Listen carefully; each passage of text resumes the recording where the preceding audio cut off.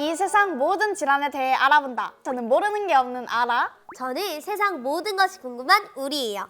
아이들이 어릴 때 자주 아파하는 곳이 있어요.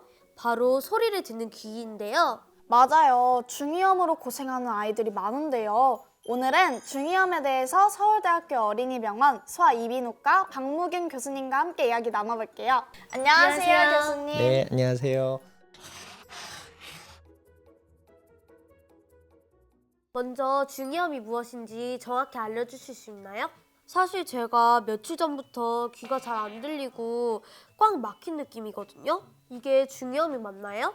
네, 아마 중이염 가능성이 높은데요. 친구 얼굴을 보니까 중이염이 좀 잘 생길 수 있는 그런 얼굴이라고 생각이 돼요. 사실은 이제 교과서적으로는 우리가 아데노이드 페이스라는 그런 얼굴이 있습니다. 그래서 굉장히 좀 귀엽고 그런 이제 모습이라고 생각을 하시면 될 것 같고요. 이런 친구들은 이제 아데노이드가 있고 거기에 의해서 이제 중이염이 좀 잘 생기게 돼 있습니다. 이제 중이염은 이제 귀 안쪽 중이염 염증이 생기는 이제 질환인데 종류가 몇 가지 있습니다. 대표적으로는 뭐 급성 중이염, 만성 중이염, 삼출성 중이염 같은 것들이 있습니다.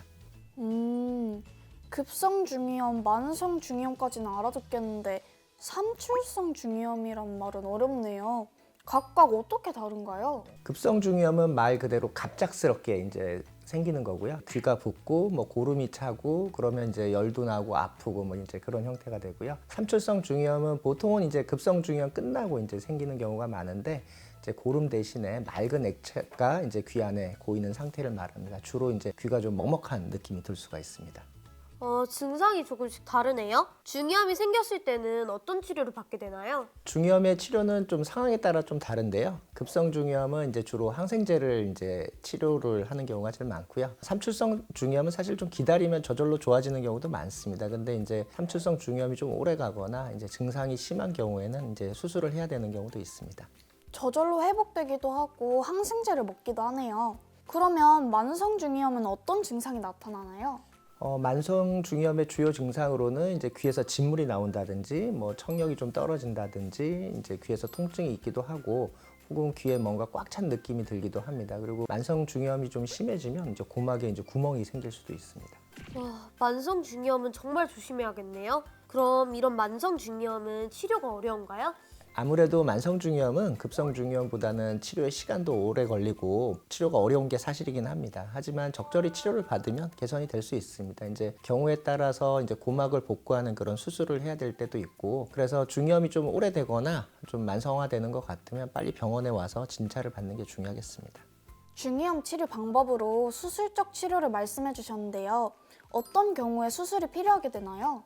중이염이 반복된다든지 재발한다든지 좀 삼출성 중이염이 오래 가면은 가장 흔하게 하는 거는 이제 고막에 작은 이제 튜브를 넣는 그런 수술을 하기도 합니다. 이 튜브는 이제 고막 안에 들어있는 이제 물을 빼주는 역할을 하고 그 다음에 이제 공기를 통하게 하는 그런 역할을 합니다. 교수님, 튜브 삽입술은 간단한 수술인가요?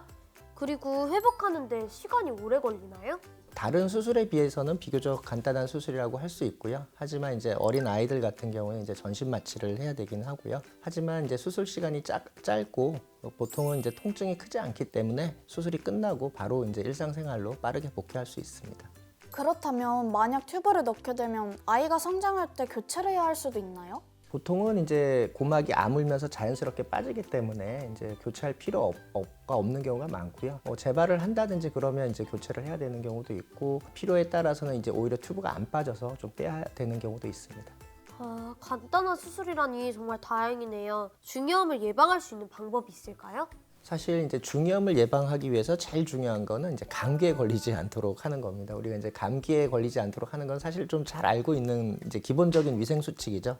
손을 좀 잘 닦고 전반적인 이제 위생 관리를 좀 하는 것들이 도움이 되고, 귀가 좀 안 좋다 그러면 이제 뭐 이렇게 귀에 물이 안 들어가게 하는 것도 도움이 될 수 있을 것 같습니다. 그다음에 우리가 예상치 못하게 담배가 이제 그런 이제 중이염을 유발하는 경우가 있어서 뭐 가족 중에 누가 담배를 피는 분들이 있으면 좀 금연을 하는 게 도움이 될 수 있겠습니다.